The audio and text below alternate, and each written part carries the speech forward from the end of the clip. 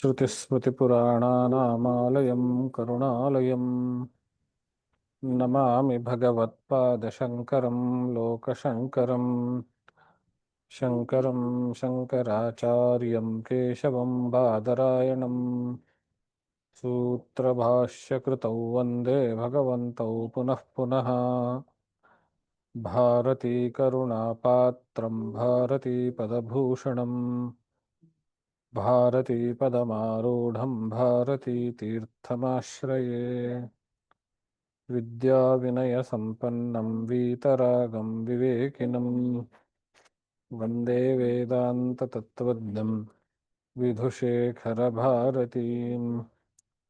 परमं क्लिष्टवेदान्तं परया श्लक्ष्णया गिरा यो बोधयति तं वन्दे परमानन्दभारतीम् जन्माद्यस्य यतोऽन्वयादितरतश्चार्थेष्वभिज्ञस्वराट् तेने ब्रह्महृदाय आदिकवये मुह्यन्ति यत्सूरयः तेजो वारिमृदां यथा विनिमयो यत्र त्रिसर्गो मृषा धाम्ना स्वेन सदा निरस्तकुहकं सत्यं परं धीमहि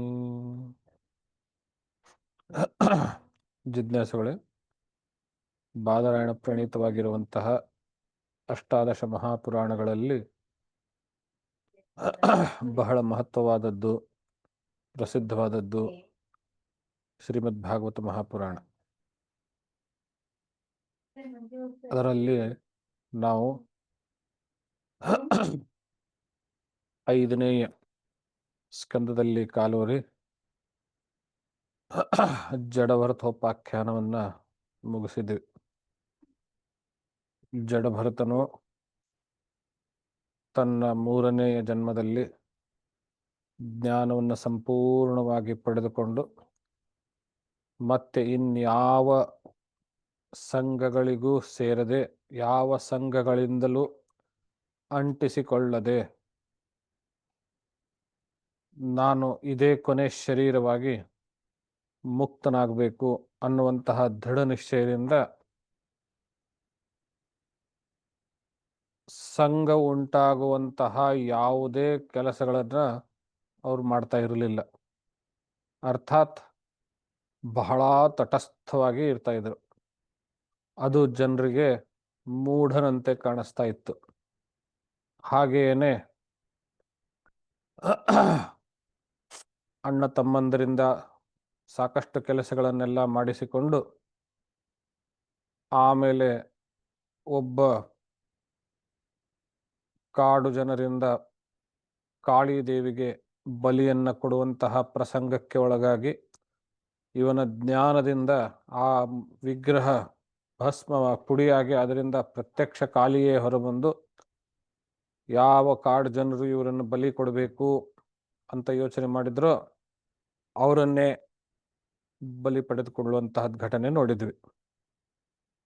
ಆಮೇಲೆ ರಹುಗಣ ಅನ್ನುವಂತಹ ರಾಜನ ಸೇವೆಯಲ್ಲಿ ಪಲ್ಲಕ್ಕಿ ಎತ್ತುವ ಸಂದರ್ಭದಲ್ಲಿ ರಾಜನ ಕುಹಕ ಮಾತುಗಳಿಗೆ ಇವರು ಕೊಟ್ಟಂತಹ ಉತ್ತರ ಬಹಳ ಮಾರ್ಮಿಕವಾಗಿತ್ತು, ಜ್ಞಾನಭರಿತವಾಗಿತ್ತು.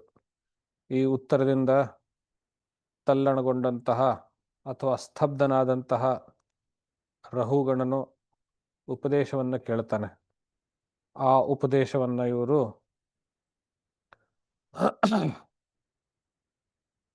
ಸಂಸಾರ ಅನ್ನುವಂತಹದ್ದು ಒಂದು ದಟ್ಟ ಅಡವಿ ಅನ್ನೋದಕ್ಕೆ ರೂಪಕವನ್ನ ಕೊಟ್ಟು, ಹೋಲಿಕೆಯನ್ನು ಕೊಟ್ಟು, ನಾವು ಇಂತಹ ಮಹಾಟವಿಯಿಂದ ಪಾರಾಗಬೇಕು ಅಂದರೆ ಸತತವಾಗಿ ಭಗವಂತನಲ್ಲಿಯೇ ನಾವು ಧ್ಯಾನರತರಾಗಬೇಕು, ಭಗವಂತನ ಚಿಂತನೆಯಲ್ಲಿರಬೇಕು, ಭಗವಂತನನ್ನೇ ಸ್ತುತಿಸ್ತಾ ಇರಬೇಕು ಅನ್ನುವಂಥದ್ದನ್ನ ಹೇಳ್ತ.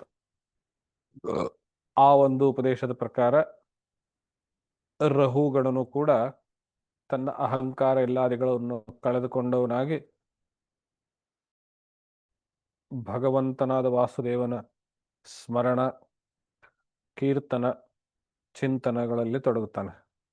ತನ್ಮೂಲಕವಾಗಿ ಅವನು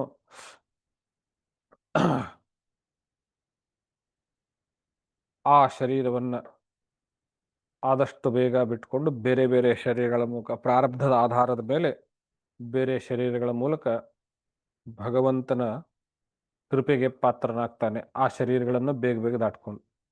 ಈ ಕಡೆ ಭರತನು ಅದೇ ಶರೀರ ತನ್ನ ಕೊನೆ ಶರೀರವನ್ನಾಗಿ ಮಾಡಿಕೊಂಡು ಪ್ರಾರಬ್ಧ ಎಲ್ಲಿವರೆಗೆ ಇರುತ್ತದೆಯೋ ಅಲ್ಲಿವರೆಗೂ ಆ ಶರೀರವನ್ನು ಅನುಭವಿಸಿ ಆಮೇಲೆ ಭಗವಂತನಲ್ಲಿ ಒಂದಾಗ್ತಾನೆ ಅನ್ನುವಂತಹದ್ದನ್ನು ನಾವು ನೋಡಿದ್ವಿ. ಈ ಜಡಭರತ ಉಪಾಖ್ಯಾನ ಅದರ ಸಂದೇಶದ ಬಗ್ಗೆಯೂ ನಾವು ಸಾಕಷ್ಟು ಚರ್ಚೆ ಮಾಡಿದ್ವಿ. ಈ ಉಪಾಖ್ಯಾನ ಮುಗಿದ ನಂತರದಲ್ಲಿ ಈ ಸ್ಕಂದ ಪ್ರಾರಂಭವಾಗಿರುವಂತಹದ್ದು ಪ್ರಿಯವ್ರತನ ವಂಶವನ್ನ ವರ್ಣಿಸ್ತೇವೆ ಅಂತ ಸಂಕಲ್ಪ ಮಾಡಿದ್ರು. ಆ ರೀತಿಯಲ್ಲಿ ಮುಂದಿನ 15ನೇ ಅಧ್ಯಾಯದಲ್ಲಿ ಈ ಭರತನ ನಂತರದಲ್ಲಿ ಬರುವಂತಹ ರಾಜರುಗಳ ಹೆಸರುಗಳನ್ನು ಹೇಳ್ಕೊಂಡು ಹೋಗ್ತಾರೆ. ಇಡೀ ಅಧ್ಯಾಯದ ತುಂಬೆಲ್ಲ ಹೆಸರುಗಳೇ. ಆದ್ರಿಂದ ಅಲ್ಲಿ ತಿಳಿದುಕೊಳ್ಳುವಂತಹದ್ದು ಅನ್ನೋದೇನೂ ಇರುವುದಿಲ್ಲ, ಬರೀ ನೆನಪಲ್ಲಿ ಇಟ್ಕೊಳ್ಳೋದು ಇರುತ್ತೆ. ಹಾಗಾಗಿ ಆ ಪ್ರಿಯವೃತನ ವಂಶ ಚರಿತ್ರೆಯನ್ನ 15ನೇ ಅಧ್ಯಾಯದಲ್ಲಿ ಸಮಾಪನಗೊಳಿಸಿ ಬರೀ ಹೆಸರುಗಳನ್ನು ಹೇಳ್ಕೊಂಡು ಹೋಗ್ತಾರೆ ಅಷ್ಟೆ. ಅದಲ್ಲಿಗೆ ಸಮಾಪನಗೊಳಿಸಿ ಆಮೇಲೆ ಮುಂದಿನ ಅಧ್ಯಾಯದಲ್ಲಿ ಪರೀಕ್ಷಿತ ಮಹಾರಾಜನು ಶುಕಮುನಿಗೆ ಪ್ರಶ್ನೆಯನ್ನು ಕೇಳುವಂಥವನಾಗ್ತಾನೆ. ತಾವು ಈ ಪ್ರಿಯವೃತನ ಕಥೆ ಚರಿತ್ರೆಯನ್ನ ಅಥವಾ ಅವನ ವಂಶವನ್ನು ಪ್ರಾರಂಭ ಮಾಡುವಾಗ ಅವನು ತನ್ನ ರಥದ ಚಾಲನೆಯಿಂದ ಇಡೀ ಭೂಮಿಯಲ್ಲಿ ಸಪ್ತ ಸಾಗರಗಳನ್ನು, ಸಪ್ತ ದ್ವೀಪಗಳನ್ನು ಉಂಟು ಮಾಡಿದಂಥವನು ಅನ್ನುವಂಥದ್ದು ಹೇಳಿದ್ರಿ. ಅದ್ರ ಬಗ್ಗೆ ಎಲ್ಲ ಸ್ವಲ್ಪ ವಿವರಿಸಿ ಹೇಳಬೇಕು ಅಂತ ಕೇಳಿದಾಗ ಈ ಮುಂದಿನ ಅಧ್ಯಾಯಗಳಲ್ಲಿ ಭೌಗೋಳಿಕ ವಿವರಣೆ ಸಿಗುತ್ತದೆ. ಈ ಭೌಗೋಳಿಕ ವಿವರಣೆ ಇಡೀ ಭೂಮಂಡಲದ ವಿವರಣೆ, ಆ ಕಾಲದಲ್ಲಿ ಯಾವ್ಯಾವ ಪ್ರಾಂತಗಳಿಗೆ ಯಾವ್ಯಾವ ಹೆಸರಿನಿಂದ ಗುರುತಿಸ್ತಾ ಇದ್ರು ಅನ್ನೋ ರೀತಿಯಲ್ಲಿ ಹೇಳ್ತಾರೆ. ಇಲ್ಲಿ ಸಮಸ್ಯೆ ಏನು ಅಂದ್ರೆ, ಪುರಾಣಗಳಲ್ಲಿ ಬರುವಂತಹ ಆ ಹೆಸರನ್ನು ಇಟ್ಕೊಂಡು ಅದು ಇವತ್ತು ಎಲ್ಲಿದೆ ಅಂತ ಹುಡುಕೋದು ಬಹಳ ಕಷ್ಟ ಸಾಧ್ಯ. ಹಾಗೆ ಹುಡುಕೋದಕ್ಕೆ ಯಾವುದೇ ರೀತಿಯ ವ್ಯವಸ್ಥೆ ಅನ್ನೋದಿಲ್ಲ. ಆಮೇಲೆ ಕೆಲವು ಹೆಸರುಗಳು ಓವರ್ಲ್ಯಾಪ್ ಆಗ್ತವೆ. ಭೌಗೋಳಿಕ ವಿಂಗಡಣೆಯೂ ಕೂಡ ಒಂದು ಪುರಾಣದಲ್ಲಿ ಒಂದು ಪ್ರಕಾರದಲ್ಲಿದ್ರೆ ಇನ್ನೊಂದು ಪುರಾಣದಲ್ಲಿ ಇನ್ನೊಂದು ಪ್ರಕಾರದಲ್ಲಿದೆ.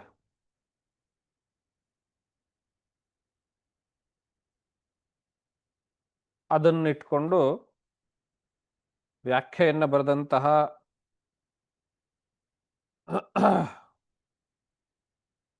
ಭಾಗವತದ ಮೇಲೆ ಬರುವಂತಹ ವ್ಯಾಖ್ಯೆಯಲ್ಲಿ ಒಂದು ವಾಕ್ಯ ಒಂದು ಮಟ್ಟಿನ ಸಮಾಧಾನವನ್ನು ಕೊಡುತ್ತದೆ. ವೈಷ್ಣವಾದಿ ಪುರಾಣೇಶು ಪರಿಮಾಣಾದಿ ಯತ್ ಪುನಃ ಅನ್ಯಥಾ ವರ್ಣಿತಂ ತತ್ತು ಕಲ್ಪಭೇದಾದ್ಯಪೇಕ್ಷೆಯ. ವೈಷ್ಣವಾದಿ ಪುರಾಣಗಳಲ್ಲಿ, ವಿಷ್ಣು ಪುರಾಣ, ಸ್ಕಂದ ಪುರಾಣ ಇತ್ಯಾದಿ ಬೇರೆ ಬೇರೆ ಪುರಾಣಗಳಲ್ಲಿ ಈ ಭೂಮಂಡಲದ ವಿಂಗಡಣೆಯನ್ನ ಬೇರೆ ಬೇರೆ ರೀತಿಯಾಗಿ ಹೇಳಲ್ಪಟ್ಟಿದೆಯಲ್ಲ ಅಂತಾದರೆ ಅದು ಕಲ್ಪಭೇದದಿಂದ ಗ್ರಹಿಸಬೇಕು ಅಂತ. ಕಲ್ಪಭೇದದಿಂದ ಗ್ರಹಿಸಬೇಕು ಅಂದ್ರೆ ಏನರ್ಥ? ಭಾಗವತದಲ್ಲಿ ಹೇಳಿರುವಂತಹ ಭೌಗೋಳಿಕ ವಿಂಗಡಣೆ ಒಂದು ಕಲ್ಪದ್ದು, ವಿಷ್ಣು ಪುರಾಣದಲ್ಲಿ ಹೇಳಿರುವಂತಹ ಭೌಗೋಳಿಕ ವಿಂಗಡಣೆ ಮತ್ತೊಂದು ಕಲ್ಪದ್ದು. ಕಲ್ಪ ಅಂದ್ರೆ ನಿಮಗೆ ಗೊತ್ತು, ಟೈಮ್ ಪೀರಿಯಡ್. ಚತುರ್ಮುಖ ಬ್ರಹ್ಮನ ಒಂದು ಹಗಲಿನ ಸಮಯಕ್ಕೆ ಒಂದು ಕಲ್ಪ ಅಂತ ಹೆಸರು. ಆ ಹಗಲಿನ ಸಮಯದಲ್ಲಿ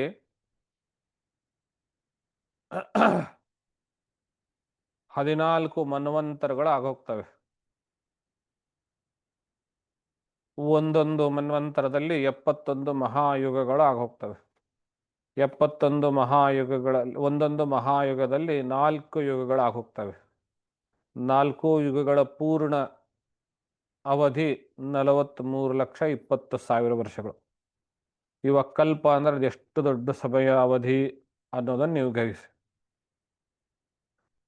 ಇಲ್ಲಿ ಆಶ್ಚರ್ಯಚಕಿತವಾಗಿರುವಂತಹ ವಿಷಯ ಏನು ಅಂದ್ರೆ, ಕಲ್ಪಾಂತರದ ಅಂದ್ರೆ ಇನ್ನೊಂದು ಕಲ್ಪದ ಭೌಗೋಳಿಕ ವಿಂಗಡಣೆಯೂ ಕೂಡ ನಮ್ಮಲ್ಲಿ ಸಿಗ್ತವೆ. ಇನ್ನೊಂದು ಕಲ್ಪದ್ದು ಇವಾಗ ನಡೀತಾ ಇರುವಂತಹದ್ದು ಶ್ವೇತವರಾಹ ಕಲ್ಪ. ಇದರಲ್ಲೇ ಭಾಗವತದಲ್ಲಿಯೇ ಇನ್ನೊಂದು ಕಡೆ ಬರುತ್ತೆ, ಮುಂದೆ 16, 17ನೇ ಅಧ್ಯಾಯದಲ್ಲಿ, ಗಂಗಾವತರಣ ಅಧ್ಯಾಯದಲ್ಲಿ ವಾಮನನು, ಭಗವಂತನು ವಾಮನಾವತಾರದಲ್ಲಿರುವಾಗ ತನ್ನ 2ನೇ ಕಾಲನ್ನ ಆಕಾಶಕ್ಕೆ ಕಳಿಸ್ಕೊಂಡಾಗ ಆ ಆಕಾಶ ಬೆಳೆದು ಕಾಲು ಬೆಳೆದು ಬೆಳೆದು ಬ್ರಹ್ಮಾಂಡದ ಒಂದು ಕೊನೆಯ ಎಲ್ಲೇ ಏನಿರುತ್ತೆ ಅದನ್ನು ದಾಟಿ ಹೋಗುತ್ತೆ ಅಂತ ಹೇಳ್ತಾರೆ. ಆ ಸಂದರ್ಭದಲ್ಲಿ ಭಾಷ್ಯಕಾರರು ವ್ಯಾಖ್ಯಾನಕಾರರು ಬರೀತಾರೆ, ಶ್ವೇತವರಾಹ ಕಲ್ಪದಲ್ಲಿ ಮಾತ್ರ ಆ ವಾಮನನು, ಭಗವಂತನಾದ ವಾಮನನು ಎಡಗಾಲನ್ನು ಮೇಲಕ್ಕೆತ್ತಿದ್ದು, ಮಿಕ್ಕೆಲ್ಲ ಕಲ್ಪಗಳಲ್ಲಿ ಬಲಗಾಲನ್ನ ಮೇಲಕ್ಕೆತ್ತಿದ್ದು ಅಂತ. ಇಷ್ಟು ನಿಖರವಾಗಿ ಅವ್ರು ಹೇಳ್ತಾ ಇದ್ದಾರೆ. ಅಂದ್ರೆ ಇದರಲ್ಲಿ ಇನ್ನೂ ಒಂದು ಒಳ ಮರ್ಮ ಗೊತ್ತಾಯ್ತು. ಈ ಅವತಾರಗಳು ಪ್ರತಿ ಕಲ್ಪಕ್ಕೂ ಹಾಗೆ ಆಗ್ತಾನೆ ಇರ್ತವೆ ಅಂತ.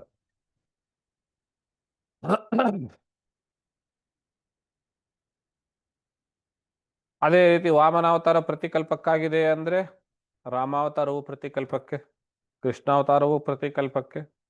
ಹೀಗೆ ರಾಮಾಯಣ ಮಹಾಭಾರತದ ಅನೇಕ ಭಾಗವತದ ಅನೇಕ ಕಥೆಗಳು ಒಂದಕ್ಕೊಂದು ಭಿನ್ನ ಇದೆಯಲ್ಲ ಅಂತಂದ್ರೆ ಅದು ಕಲ್ಪಾಂತರದಿಂದ ಬಂದಿರುವಂತಹ ಕಥೆ ಅನ್ನುವುದಾಗಿ ನಾವು ಸಮೀಕರಣ ಮಾಡಬೇಕಾಗತ್ತೆ.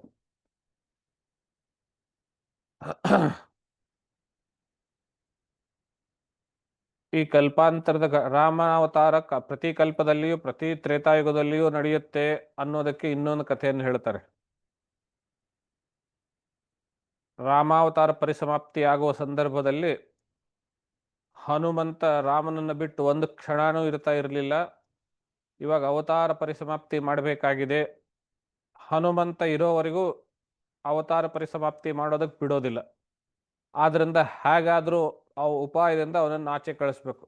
ಇವಾಗ ಆಚೆ ಹೋಗುವಂತಹ ಮಾರ್ಕೆಟಿಗೆ ಹೋಗಬೇಕಾದಂತಹ ತಂದೆ ತಾಯಿಗಳು ಪುಟ್ಟ ಮಗುವನ್ನ ಏನೋ ಒಂದು ನೆಪ ಹೇಳಿ ಆ ಕಡೆ ಕಳಿಸಿ ಹೋಗ್ತಾರಲ್ಲ, ಹಾಗೆ ಒಂದು ಉಪಾಯ ಮಾಡಿದಂತೆ.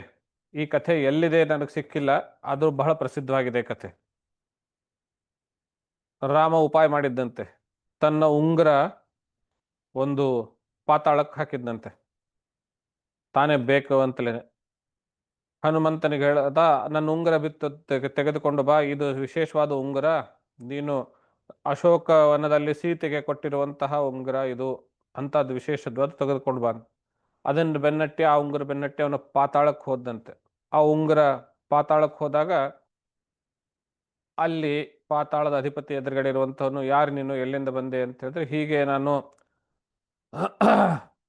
ಭೂಲೋಕದಿಂದ ಬಂದಿದ್ದೇನೆ, ರಾಮನ ದೂತ, ರಾಮನ ಸೇವಕ ಹನುಮಂತ ಅಂತೆಲ್ಲ ಹೇಳಿದಾಗ, ನಾನು ಉಂಗುರ ತೆಗೆದುಕೊಳ್ಳೋಕೆ ಬಂದಿದ್ದೇನೆ ಅಂತ ಹೇಳಿದಾಗ, ಕೆಳಗಡೆ ಇರುವಂತ ಅವನು ಹೇಳ್ತಾನಂತೆ, ಅಲ್ಲಿ ಹಿಂದ್ಗಡೆ ನೋಡು ಅಂತ. ಹನುಮಂತ ಹಿಂತಿರುಗಿ ನೋಡ್ತಾನೆ, ಅಲ್ಲಿ ಉಂಗುರಗಳ ಬೆಟ್ಟವೇ ಇರುತ್ತೆ, ಉಂಗುರ ರಾಶಿ, ಪರ್ವತ ರಾಶಿ ಎಷ್ಟು ಉಂಗುರಗಳೇ ಇರ್ತದೆ. ಯಾವ್ದು ಉಂಗುರ ಬೇಕು ನಿನಗೆ ಅಂತ ಕೇಳ್ತಾರೆ. ಇದರ ಅರ್ಥ ಏನು ಅಂದ್ರೆ, ಪ್ರತಿ ಯುಗದಲ್ಲಿಯೂ ರಾಮಾವತಾರ ಅಂತ ಆಗೋದು, ಪ್ರತಿ ಯುಗದಲ್ಲಿಯೂ ರಾಮಾವತಾರ ಪರಿಸಮಾಪ್ತಿಯಲ್ಲಿ ಹನುಮಂತನನ್ನ ಹೀಗೆ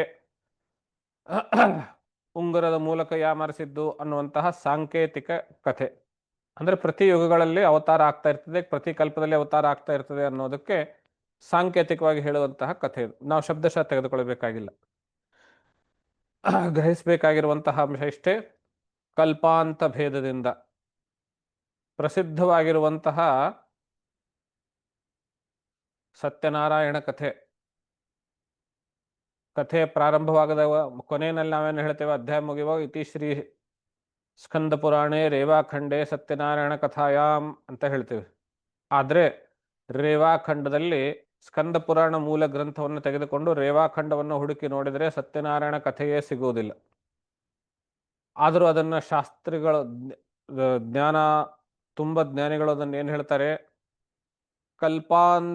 ಕಲ್ಪಾಂತರದಿಂದ ಅಂದರೆ ಬೇರೆ ಕಲ್ಪದಲ್ಲಿ ರೇವಾಖಂಡದಲ್ಲಿತ್ತು, ಇವಾಗ ಬೇರೆ ಭಾಗದಲ್ಲಿದೆ. ಸ್ಕಂದ ಪುರಾಣದ್ದೇ ಬೇರೆ ಭಾಗದಲ್ಲಿದೆ. ಬೇರೆ ಕಲ್ಪದ ವರ್ಷನ್ನಲ್ಲಿ ರೇವಾಖಂಡದಲ್ಲಿತ್ತು, ಈ ಕಲ್ಪದ ವರ್ಷನ್ನಲ್ಲಿ ಇದೆ. ಭಾರಿ ಇದು. ಅದಕ್ಕೂ ಪ್ರಸಿದ್ಧವಾಗಿರುವಂತಹ ಲಲಿತಾ ಸಹಸ್ರನಾಮ ಅದು ಇರುವಂತಹ ಬ್ರಹ್ಮಾಂಡ ಪುರಾಣ ಉತ್ತರಾಖಂಡ ಅಂತ ಬರುತ್ತೆ. ಅದು ಉತ್ತರಾಖಂಡ ಅನ್ನುವಂಥದ್ದು ಇಲ್ಲವೇ ಇಲ್ಲ ಆ ಪುರಾಣ ತೆಗೆದು ನೋಡಿದಾಗ. ಹಯಗ್ರೀವಾಗಸ್ತ್ಯ ಸಂವಾದೆ ಆ ಭಾಗವೇ ಇಲ್ಲ. ಆದರೂ ಪ್ರಸಿದ್ಧ ಲಲಿತೋಪಾಖ್ಯಾನ ಅಂತ ಪ್ರಸಿದ್ಧ ಇದೆ. ಎಲ್ಲಿಂದ ಬಂತು ಅಂದರೆ ಕಲ್ಪಾಂತರದ ಬ್ರಹ್ಮಾಂಡ ಪುರಾಣದ ವರ್ಷನ್ನಲ್ಲಿ ಈ ಕಥೆ ಆ ಭಾಗದಲ್ಲಿತ್ತು, ಇವಾಗ ಸ್ವತಂತ್ರ ಭಾಗವಾಗಿದೆ. ಹೀಗೆ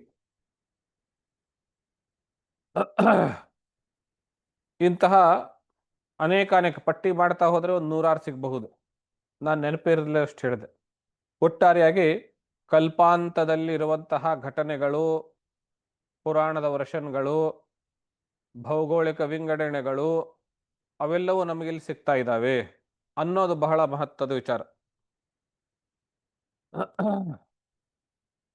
ಈಗ ಶುಕಮುನಿಯು ಪರೀಕ್ಷಿತ ಮಹಾರಾಜನ ಪ್ರಶ್ನೆಗೆ ತಕ್ಕಂತೆ ಉತ್ತರವನ್ನು ಹೇಳೋದಕ್ಕೆ ಶುರು ಮಾಡ್ತಾನೆ. ಆ ಸಪ್ತ ದ್ವೀಪಗಳು, ಸಪ್ತ ಸಾಗರಗಳು ಅವೆಲ್ಲ ಅದರ ಭೌಗೋಳಿಕ ವಿಂಗಡಣೆ ಏನು, ಹೇಗೆ ಅಂತ ಹೇಳಬೇಕು ಅಂತ ಕೇಳಿದಾಗ ಬಹಳ ಮಾರ್ಮಿಕವಾದ ಅಥವಾ ಮೂಲಭೂತ ಸಿದ್ಧಾಂತವನ್ನ ಹೇಳಿ ಅದರಿಂದ ಪೀಠಿಕಾ ರೂಪದಲ್ಲಿ ಮುಂದುವರಿಸ್ತಾರೆ. ಭಗವತೋ ಗುಣಮಯೇ ಸ್ಥೂಲ ರೂಪ ಆವೇಶಿತಂ ಮನೋಹ್ಯಗುಣೇಪಿ ಸೂಕ್ಷ್ಮತಮ ಆತ್ಮಜ್ಯೋತಿಷಿ ಪರೇ ಬ್ರಹ್ಮಣಿ ಭಗವತಿ ವಾಸುದೇವಾಖ್ಯೆ ಕ್ಷಮಮಾವೇಶುತಂ ತದು ಹೈ ತದ್ಗುರೋರ್ ಹಸ್ಯನುವರ್ಣಯಿತು ಇತಿ.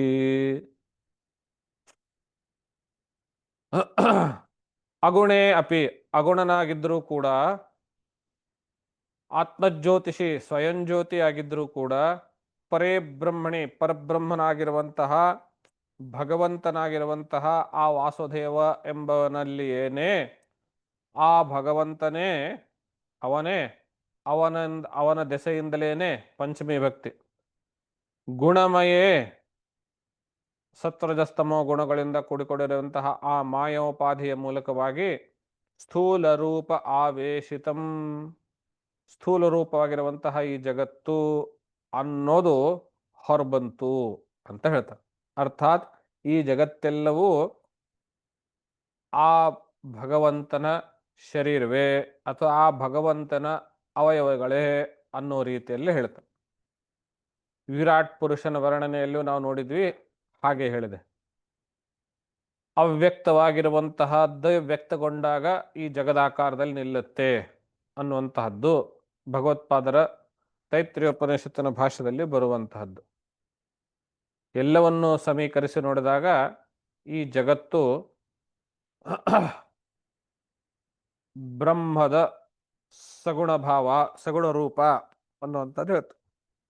ಈ ಜಗತ್ತು ಬ್ರಹ್ಮದ ಸಗುಣ ರೂಪ, ಈ ಅಂಶವನ್ನು ನಮಗೆ ಮನದಟ್ಟು ಮಾಡಿಕೊಡಲು ನಮ್ಮ ಹಿರಿಯರು ಋಷಿಮುನಿಗಳು ಜಗತ್ತಿನಲ್ಲಿ ಕಾಣುವ ಪ್ರತಿಯೊಂದು ವಸ್ತುವನ್ನು ದೇವತೆ ಎಂಬುದಾಗಿ ನೀನು ಪೂಜಿಸು, ಹಾಗೆ ಪೂಜಿಸುವುದನ್ನು ರೂಢಿ ಮಾಡಿಕೋ ಅನ್ನೋ ಕಾರಣಕ್ಕೋಸ್ಕರವಾಗಿ ಅನೇಕ ರೀತಿಯ ವೃತಗಳನ್ನು, ಉಪಾಸನೆಗಳನ್ನು ಹೇಳಿದರು. ಭೀಮನ ಮಾಸೆ ದಿವಸ ಮಣ್ಣನ್ನು ಪೂಜೆ ಮಾಡೋದು, ನಾಗರ ಪಂಚಮಿ ದಿವಸ ಹಾವನ್ನು ಪೂಜೆ ಮಾಡೋದು, ವಟ ಸಾವಿತ್ರಿ ಹುಣ್ಣಿಮೆ ದಿವಸ ಆ ವೃಕ್ಷವನ್ನು ಭಗವಂತ ಅಂತ ಪೂಜೆ ಮಾಡೋದು.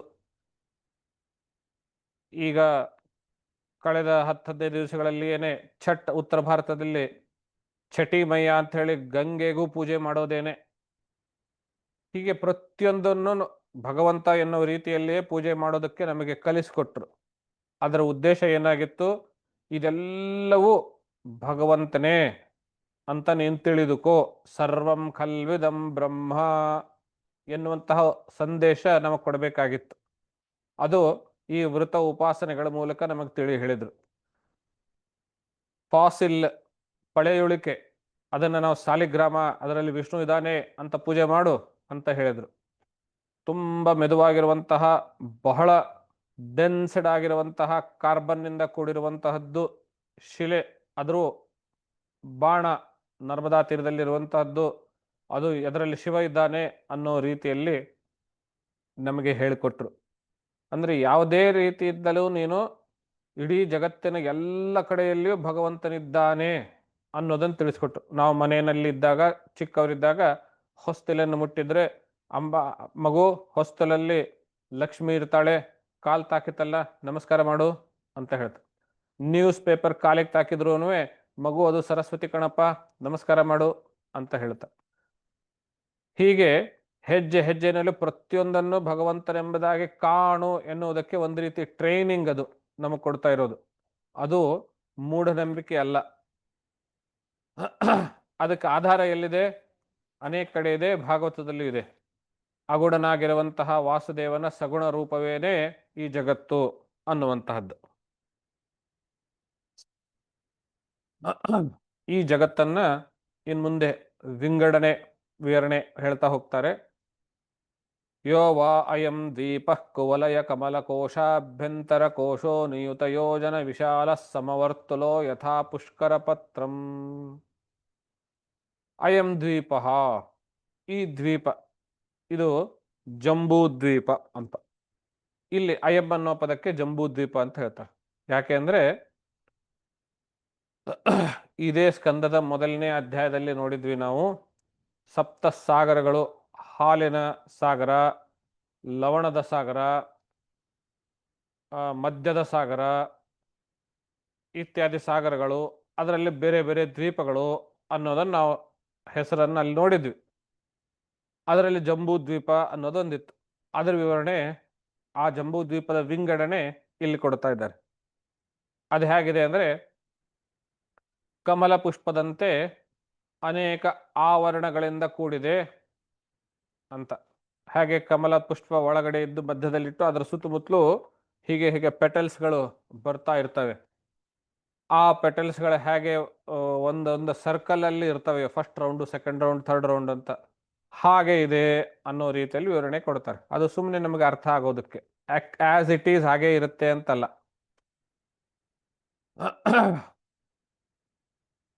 ನಿಯುತ ಯೋಜನ ವಿಶಾಲ, 1,00,000 ಯೋಜನ ವಿಸ್ತೀರ್ಣವುಳ್ಳದ್ದು ಅಂತ.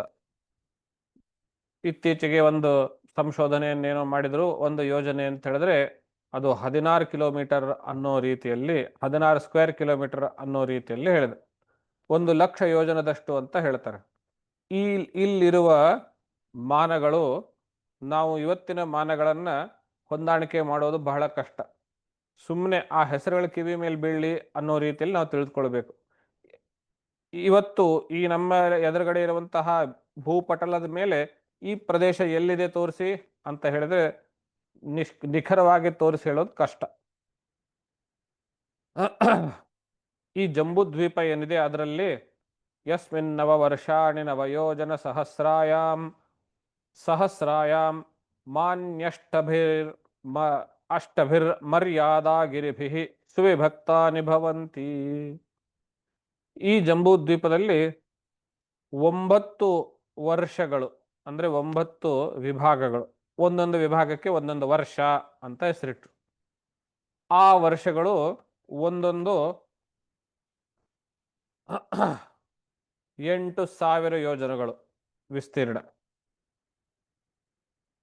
ಅದರಲ್ಲಿಯೂ ಇನ್ನೂ ವಿಶೇಷವಾಗಿ ಹೇಳಬೇಕು ಅಂದರೆ ಮೊದಲನೇ 6 8,000 ಯೋಜನೆ ವಿಸ್ತೀರ್ಣ, ಕೊನೆ 2 34,000 ಯೋಜನೆಗಳಷ್ಟು ವಿಸ್ತೀರ್ಣ. ಅವುಗಳ ಮಧ್ಯದಲ್ಲಿ ಇರುವಂತಹದ್ದು ಭಾರತ ವರ್ಷ, ನಾವಿರೋದು ಇವಾಗ ಅಂತ ಹೇಳ್ತಾರೆ. ಈ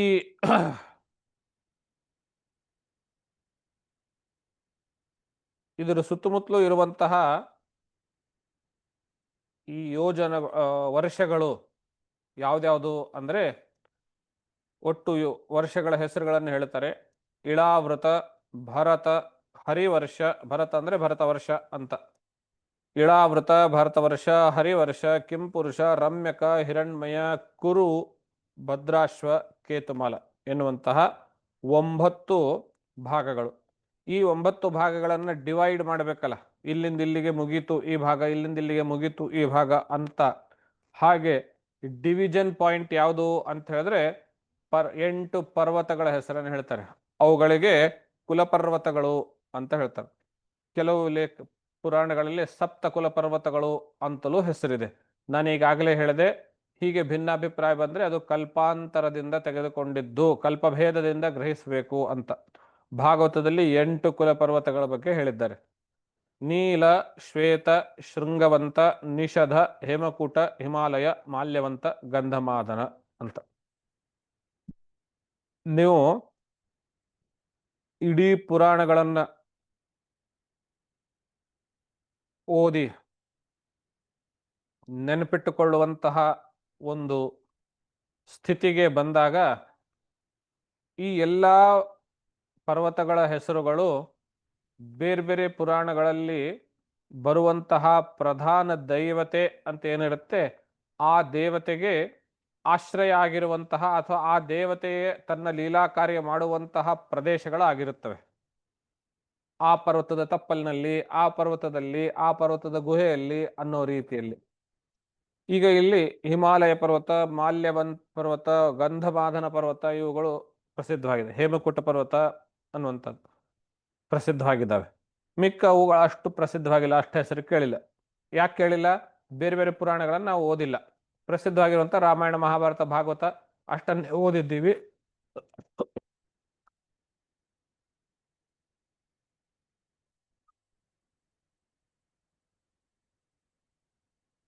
ಅಷ್ಟನ್ನೇ ನೆನಪಲ್ಲಿ ಇಟ್ಕೊಂಡಿದ್ದೀವಿ. ಈ ಪರ್ವತಗಳು ಸುತ್ತಮುತ್ತಲು ಒಂದು ಪರ್ವತ 2 ವರ್ಷಗಳನ್ನ ಕ್ಲಾಸಿಫೈ ಮಾಡೋದು. ಇದ್ರ ಈಚ್ ಕಡೆ ಬಲಗಡೆ 1 ವರ್ಷ, ಎಡಗಡೆ 1 ವರ್ಷ. ಅಂದ್ರೆ ವರ್ಷ ಅಂದ್ರೆ ಒಂದು ಭೌಗೋಳಿಕ ಪ್ರಾಂತ. ಅದನ್ನ ಮಧ್ಯದಲ್ಲಿ ಮಹಾಮೇರು ಅನ್ನುವಂತಹ ಒಂದು ಪರ್ವತ ಇದೆ. ಆ ಪರ್ವತದ ಸುತ್ತಮುತ್ತಲೂ ಈ 8 ಪರ್ವತಗಳಿದ್ದಾವೆ. ಆ 8 ಪರ್ವತಗಳ ಅಕ್ಕಪಕ್ಕದಲ್ಲಿಯೇನೆ 9 ವರ್ಷಗಳಿದ್ದಾವೆ ಅನ್ನುವಂತಹ ವರ್ಣನೆ ಕೊಡ್ತಾರೆ.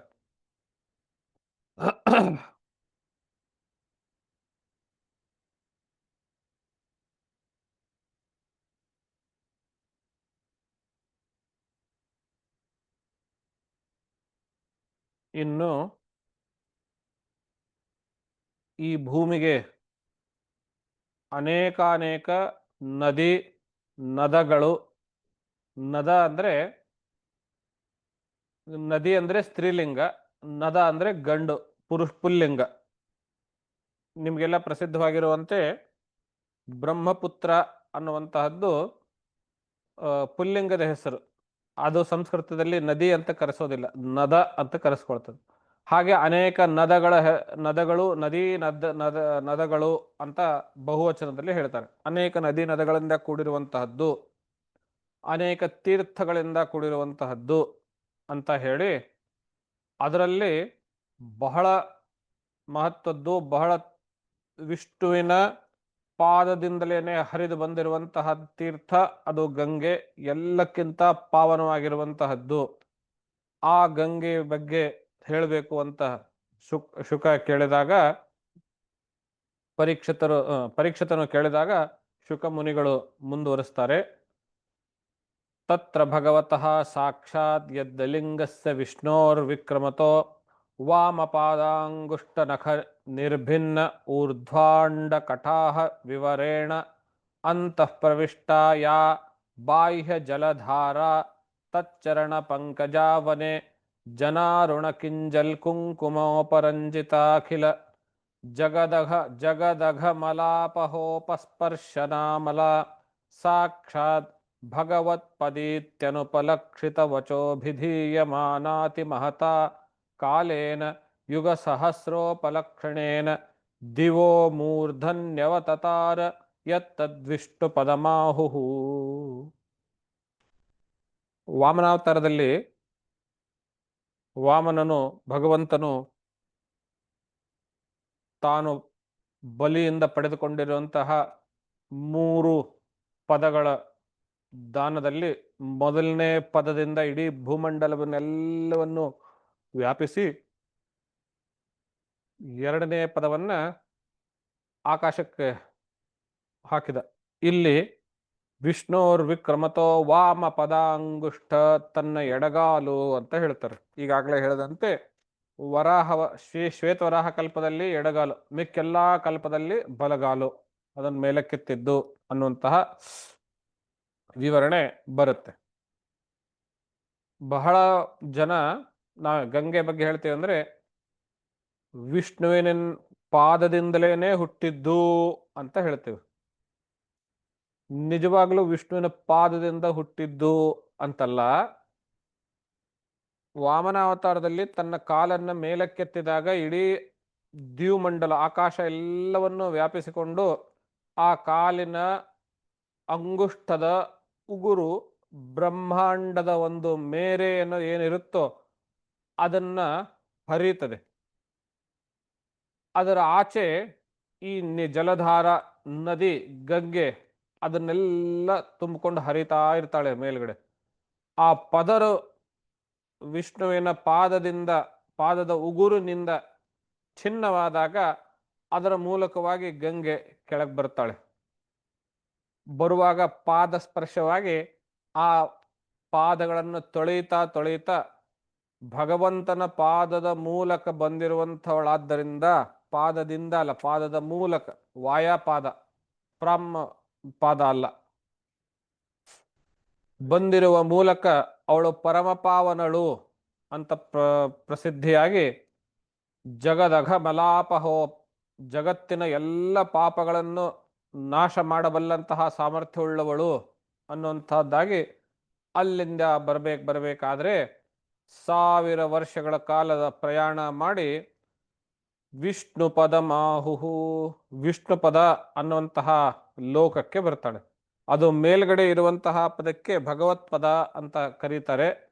ಆಮೇಲೆ ಯಾಕೆಂದ್ರೆ ಇವನ ಭಗವಂತನ ಪಾದ ಅಲ್ಲಿವರೆಗೂ ತಲುಪಿತ್ತು ಅನ್ನೋ ಕಾರಣದಿಂದ ಅಲ್ಲಿಂದ ಕೆಳಗಡೆ ಬಂದು ವಿಷ್ಣು ಪದ ಅನ್ನೋ ಸ್ಥಾನಕ್ಕೆ ಬರ್ತಾಳೆ.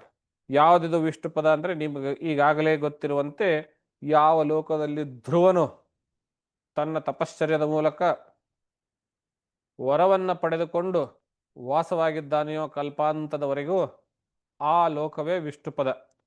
ಆ ಲೋಕಕ್ಕೆ ಬಂದಾಗ ಆ ಧ್ರುವನು ಆ ಗಂಗೆಯ ನೀರನ್ನ ತನ್ನ ತಲೆಯ ಮೇಲೆ ಸಿಂಪಡಿಸಿಕೊಂಡು ಆ ನೀರಿನಲ್ಲಿ ಹೊರಳಾಡಿ ಬಹಳ ಆನಂದದಿಂದ ಮೈ ಮರೆತು, ನನಗೆ ಇಂತಹ ಪುಣ್ಯ ಇಲ್ಲೆಲ್ಲಿಂದ ಸಿಗಬೇಕು ಅನ್ನೋ ಕಾರಣದಿಂದ ಬಹಳ ಪುಳಕಿತನಾಗ್ತಾನೆ. ಅದನ್ನು ತೆಗೆದುಕೊಂಡು ಪದಮಾದರೇಣ ಶಿರಸಾ ಬಿಭರ್ತಿ, ಅದನ್ನ ಆದರೇಣ ಬಹಳ ಆದರದಿಂದ ಆ ಗಂಗೆಯನ್ನು ತನ್ನ ತಲೆಯ ಮೇಲೆ ಹೊತ್ಕೊಳ್ತಾನೆ ಅಂತ ಹೇಳ್ತಾರೆ. ಔತ್ತಾನಪಾದಿಹಿ, ಉತ್ತಾನಪಾದನ ಮಗನಾಗಿರುವಂತಹ ಧ್ರುವನು ಪರಮ ಭಾಗವತೋ ಅಸ್ಮತ್ ಕುಲದೇವತಾಚರಣವಿಂದೋದಕಂ ಇದೈ, ನಮ್ಮ ಕುಲದೇವನಾದಂತಹ ವಿಷ್ಣುವಿನ ಪಾದೋದಕ ಇದು ಎಂಬುದಾಗಿ ಗ್ರಹಿಸಿ ಅದನ್ನು ಬಹಳ ಆದರದಿಂದ ತನ್ನ ತಲೆಯ ಮೇಲೆ ಪುಲಕಿತನಾಗಿ ತಲೆಯ ಮೇಲೆ ಹೊತ್ಕೊಳ್ತಾನೆ ಅಂತ.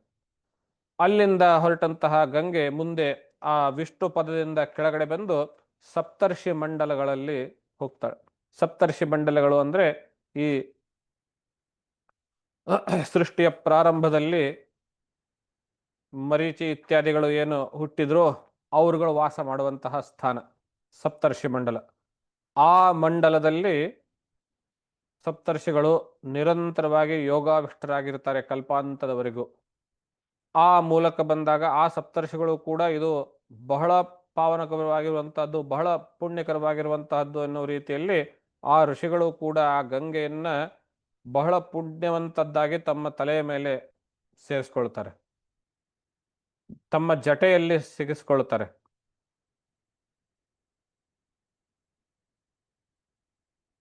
ವಾಸುದೇವೇ ಅನುಪರತ ಭಕ್ತಿ ಯೋಗ ಲಾಭೇನೈವೋಪೇಕ್ಷಿತ ಅನ್ಯಾರ್ಥಾತ್ಮಗತಯ ಮುಕ್ತಿ ಮಿವಾಗತಾಂ ಮುಮುಕ್ಷವಃ ಇವ. ನಾವು ಯಾರು ನಿರಂತರವಾಗಿ ಮೋಕ್ಷವನ್ನು ಬೇಕು ಅನ್ನುವಂತಹ ರೀತಿಯಲ್ಲಿ ಸತತವಾಗಿ ತಪಶ್ಚರ್ಯ ಮಾಡ್ತಾ ಇರ್ತಾರೆಯೋ ಅವರಿಗೆ ಭಗವಂತನೇ ಪ್ರತ್ಯಕ್ಷನಾಗಿ ಮುಕ್ತಿ ಕೊಡ್ತೇನೆ ಎನ್ನುವ ರೀತಿಯಲ್ಲಿ ಬಂದಾಗ ಅವರಿಗೆ ಎಷ್ಟು ಸುಖವಾಗ್ತದೆಯೋ ಹಾಗೆ ಈ ಗಂಗೆಯನ್ನು ನೋಡಿ ಅವರು ಸುಖವಾದ್ರಂತೆ. ನಾವು ಕೇಳದೆ ನಮ್ಮನ್ನು ಮುಕ್ತರನ್ನಾಗಿ ಮಾಡಿಕೊಳ್ಳಲು ಮಾಡಲು ಈ ಗಂಗೆ ಬಂದಲಲ್ಲ ಎನ್ನುವ ರೀತಿಯಲ್ಲಿ ಆದರದಿಂದ ಜಟಾಜೂಟೈಹಿ ಉದ್ವಹಂತಿ, ತಮ್ಮ ಜಡೆಗಳಲ್ಲಿ ಅವಳನ್ನು ಧರಿಸ್ಕೊಳ್ತಾರೆ ಅಂತ. ಹೀಗೆ ತಥೋನೇಕ ಸಹಸ್ರಕೋಟಿ ವಿಮಾನೀಕ ಸಂಕುಲ ದೇವಯಾನೇರೇವತಾತಂತಿ ಇಂದು ಮಂಡಲ ಮಮಾರ್ಯ ಬ್ರಹ್ಮಸದನೆ ನಿಪತತಿ. ಹೀಗೆ ಅನೇಕ ಸಾವಿರ ಕೋಟಿ ವರ್ಷಗಳವರೆಗೆ ಮೇಲಿಂದ ಕೆಳಗಡೆ ಪ್ರಯಾಣ ಮಾಡಿ ಚಂದ್ರಮಂಡಲಕ್ಕೆ ಬರ್ತಾಳೆ. ಚಂದ್ರಮಂಡಲದಿಂದ ಈ ಭೂಮಂಡಲದ ತುಟ್ಟು ತುಡಿಯಾಗಿರುವಂತಹ ಬ್ರಹ್ಮಸದನಕ್ಕೆ ಬರ್ತಾಳೆ. ಬ್ರಹ್ಮಸದನ ಅದು ಈ ಮಹಾಮೇರು ಅಂತ ಏನು ಹೇಳಿದ್ರು ಆ ಮಹಾಮೇರುವಿನ ತುಟ್ಟು ತುದಿ. ಅಲ್ಲಿ 4 ರೀತಿಯಾಗಿ ವಿಭಾಗವಾಗ್ತಾಳೆ. ತತ್ರ ಚತುರ್ಧಾ ಭಿದ್ಯಮಾನ ಚತುರ್ಭಿರ್ನಾಮಭಿಶ್ಚತುರ್ದಿಶಮಭಿಸ್ವಂದಂತಿ ನದ ನದೀಪತಿಮೇವಾಭಿನಿ ವಿಶತಿ ಸೀತಾಲಕನಂದ ಚಕ್ಷುರ್ಭದ್ರೇತಿ. 4 ದಿಕ್ಕುಗಳಲ್ಲಿ ಪೂರ್ವ ಪಶ್ಚಿಮ ಉತ್ತರ ದಕ್ಷಿಣ ಅನ್ನುವಂತಹ 4 ದಿಕ್ಕುಗಳಲ್ಲಿ ಹರಿದು ನೋಡಿ, ಗಂಗೆ ಪೂರ್ವಕ್ಕೂ ಪಶ್ಚಿಮಕ್ಕೂ ಉತ್ತರಕ್ಕೂ ದಕ್ಷಿಣಕ್ಕೂ 4 ಕಡೆ ಹರಿತಾ ಇದ್ದಾಳೆ. ಇದನ್ನು ನಾವು ಇವಾಗ ತೆಗೆದುಕೊಂಡ್ರೆ ಗಂಗೆ ಹೇಗ್ರಿ 4 ಕಡೆ ಹರಿತಾಳೆ? ಹೊಂದಾಣಿಕೆ ಮಾಡ್ಲಿಕ್ಕೆ ಆಗೋದಿಲ್ವಲ್ಲ, ಬಹಳ ಕಷ್ಟ. ಯಾಕೆಂದ್ರೆ ಇವಾಗಿರೋ ಜಿಯೋಗ್ರಫಿನೇ ಬೇರೆ, ಆಗಿರೋ ಜಿಯೋಗ್ರಫಿನೇ ಬೇರೆ.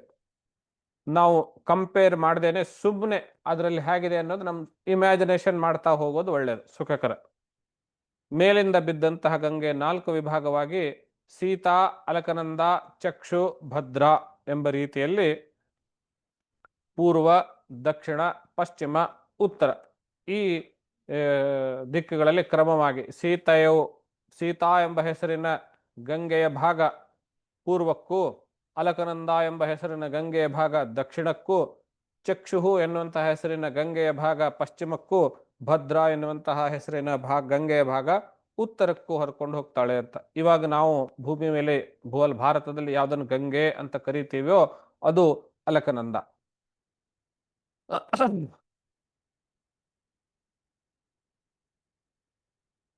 ತತ್ರಾಪಿ ಭಾರತಮೇವ ವರ್ಷಂ ಕರ್ಮ ಕ್ಷೇತ್ರಂ ಅನ್ಯಾನ್ಯಷ್ಟ ವರ್ಷಾಣಿ ಸ್ವರ್ಗಿಣಾಂ ಶೇಷೋಪಭೋಗಸ್ಥಾನಿ ಭೌಮಾನಿ ಸ್ವರ್ಗಪದಾನಿ ವ್ಯಪದಿಶಂತಿ. ಆ ಅಲಕನಂದ ದಕ್ಷಿಣಕ್ಕೆ ಹರಿತಾ ಹರಿತಾ ಹಿಮಾಲಯ, ಅಲ್ಲಿರುವಂತಹ ಗಿರಿಗಳು, ಗಹ್ವರಗಳು, ಕಂದರಗಳು ಅವುಗಳನ್ನೆಲ್ಲ ಬಳಸಿ ತಪ್ಪಲಿನ ಪ್ರದೇಶಕ್ಕೆ ಬಂದು ಹೆಗಳೆತ್ತರೆ ಲುಂಠಯಂತಿ, ಜಿಗಿಯುತ್ತಾ, ನೆಗೆಯುತ್ತಾ, ಕುಣಿಯುತ್ತಾ ತನ್ನ ಪಾತ್ರವನ್ನು ದೊಡ್ಡದಾಗಿ ಮಾಡ್ತಾ ಭಾರತಂ ಅಭಿವರ್ಷಂ, ಭಾರತ ಎನ್ನುವಂತಹ ಈ ಪ್ರದೇಶವನ್ನು, ಈ ವರ್ಷವನ್ನು ಸೇರಿಸಿ ದಕ್ಷಿಣಸ್ಯಾಂ ದಿಶಿ ಜಲಧಿಂ ಅಭಿಪತಿ, ದಕ್ಷಿಣ ದಿಕ್ಕಿಗೆ ಹರಿದು ಜಲಧಿಂ ಅಭಿಪ್ರವಿಶತಿ, ಈ ಜಲಧಿ ಸಮುದ್ರವನ್ನ ಸೇರ್ತಾಳೆ.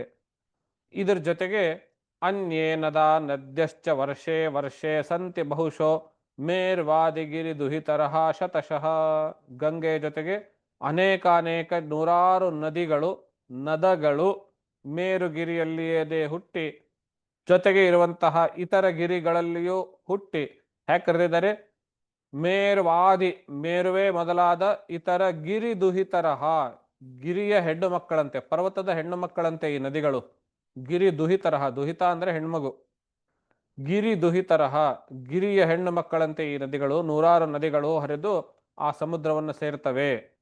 ಅದರಲ್ಲಿ ಈ ಗಂಗೆ ಪ್ರವೇಶವಾಗಿರುವಂತಹ ಭಾರತ ವರ್ಷ ಅಂತ ಏನಿದೆ ಇದಕ್ಕೆ ಕರ್ಮ ಕ್ಷೇತ್ರ, ಇದುವೇ ಕರ್ಮಭೂಮಿ ಅಂತ ಕರೀತಾರೆ.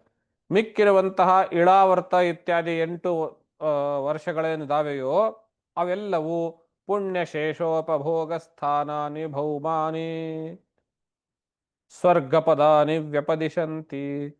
ಕೇವಲ ಪುಣ್ಯವನ್ನು ಉಪಭೋಗ ಮಾಡೋದಕ್ಕೋಸ್ಕರವಾಗಿಯೇ ಇರುವಂತಹ ಭೂಲೋಕದಲ್ಲಿಯೇ ಇರುವ ಸ್ವರ್ಗಗಳು, ಭೌಮಾನಿ ಸ್ವರ್ಗಪದಾನಿ, ಭೂಲೋಕದಲ್ಲಿರುವ ಸ್ವರ್ಗದ ತುಂಡುಗಳು, ಸ್ವರ್ಗದ ಭಾಗಗಳು, ಉಳಿದೆಲ್ಲ ಪರ್ವತಗಳು, ಉಳಿದೆಲ್ಲ ವರ್ಷಗಳು.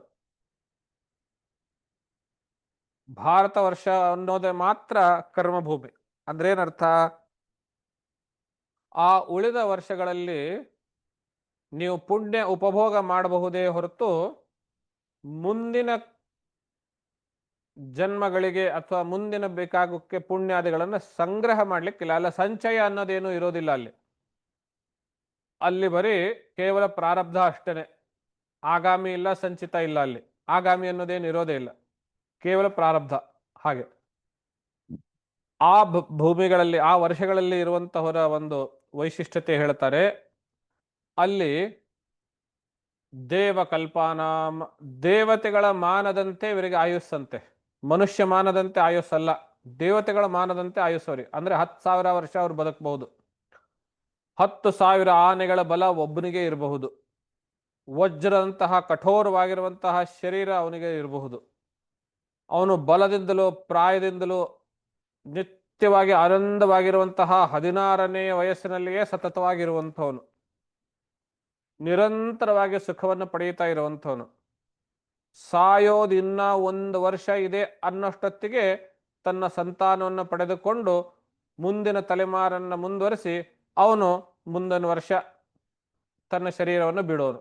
ಇದು ಆ ಶರೀರಗಳಲ್ಲಿ ಆ ವರ್ಷಗಳಲ್ಲಿ ಇರುವಂತಹ ಜೀವರುಗಳ ಒಂದು ವ್ಯವಸ್ಥೆ.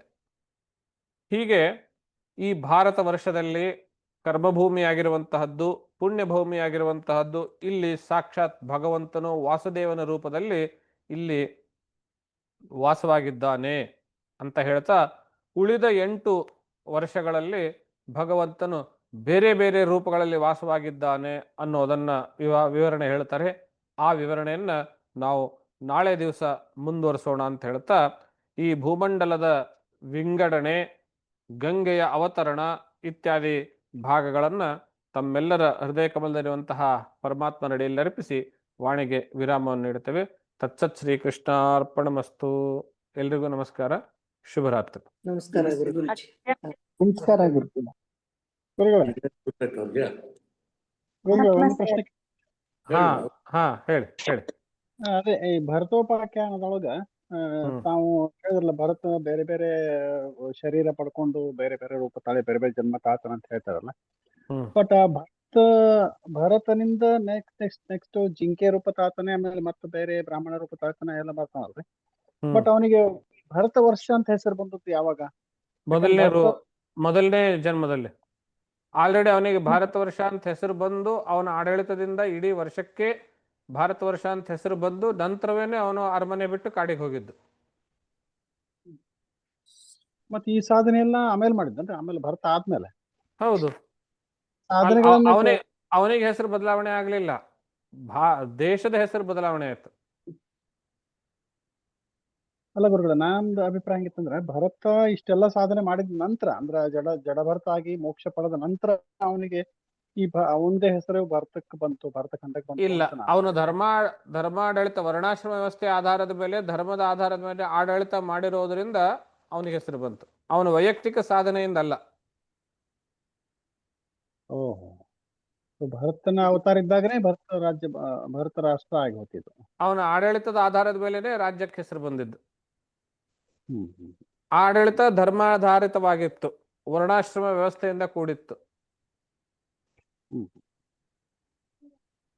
ಅದೇ ಜನ್ಮದೊಳಗಿನ ಹೆಸರೇ ಬಂದಿತ್ತು. ಮುಂದಿಂದೆಲ್ಲ ಬರೀ ಪರ್ಸನಲ್ ಕಥೆ, ಅವನ್ ಪರ್ಸನಲ್ ಕಥೆ ಅದು. ಅವನು ಹೇಗೆ ಮುಕ್ತನಾದ ಅನ್ನೋದು ಕಥೆ. ಆಯ್ತು.